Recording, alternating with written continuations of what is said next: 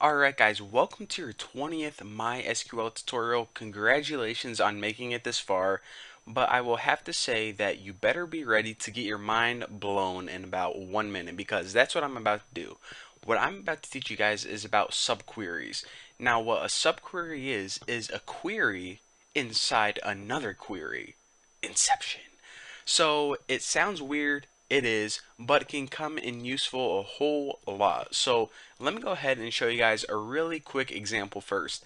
Now the first example I want to show you guys, I have to admit, it's pretty useless, and there's a lot easier way that you can do this, but it's the easiest example I can possibly think of. So say we wanted to do something like we have all of these items on our website, our eBay website. Now what we want to do is we want to list the items whose price is above average. So how do we solve this problem? Let's take this a step at a time. The first thing that we need to do is we need to add up the price of all of these items and get the average. Once we have the average price, we can use that number to list all the items that are greater than that price.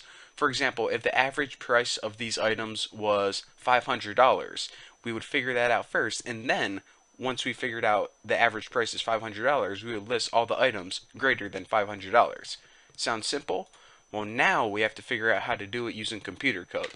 So with MySQL, the first thing that we need to do is figure out the average of all the items. Simple enough. Let's go ahead and select the average cost from items. Now let's go ahead and copy this, and make sure that you copy it as well, because we're going to need this query later on. Whenever we hit go, we get the answer of $463.93. So the average price of all of these items is $463. So what I want to point out is we can go ahead and just write that down on a piece of paper next to our computers, or take a note of this. This entire query is basically equal to the value 463. So later on, instead of using the numerical value 463, we can just go ahead and use this entire query as well. So basically, whenever we would type in the number 463, we can just go ahead and type in this query instead, and it'll be the exact same thing.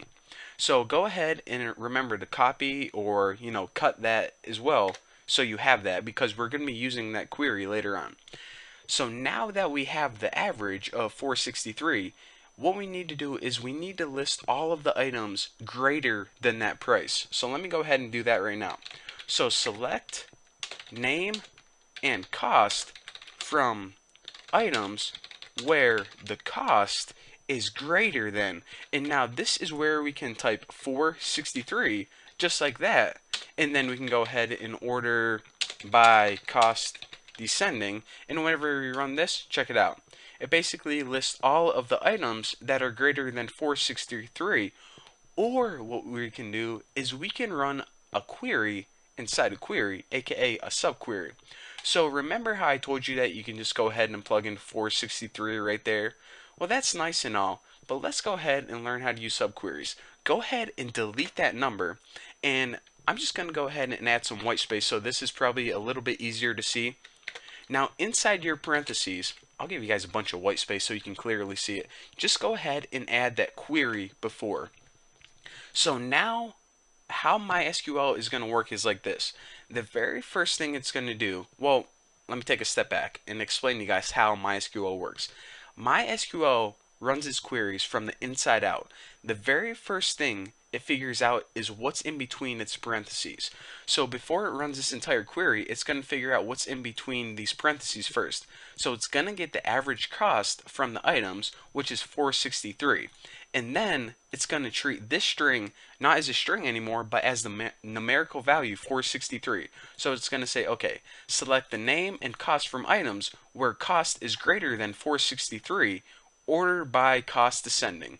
So it's basically the exact same as the query we ran last time when we specifically typed in the number, but check it out. Whenever we run it this time, it runs the inside query first and then the outside query, and that's what you get. So if you're saying, okay, Bucky, first of all, this is a really useless query because instead of having this, you could just go ahead and type in average cost and it would be the same. Well, yes, it is, but then how would I explain subqueries? Well, I know this is a useless example in that there are easier ways to do this, but I just want to show you guys a very simple subquery. And in the next tutorial, what I'm going to do is I'm going to show you guys when you would actually use a subquery now that you understand the basics of how they're used in a useful example. So again, I know this example was very simple and very useless, but in the next tutorial, I promise you guys, I'll show you guys when you would use this that would actually come in handy. And another thing, before I show you guys that example, I want to mention this. You know how we just figured out the value then typed in 463? Whenever you're running a computer program, you just can't wait for users to figure out values and then type them in somewhere else later on. They need to do everything automatically, so that's when you would do this. And also, if you needed a very specific value, whenever we typed in 463, we rounded a whole bunch of numbers off. Whenever you needed a very specific value, this would give you a more specific value than just copying a number from somewhere else. So, you know what, I'm just going to shut up and, yeah, I'll see you guys in the next video.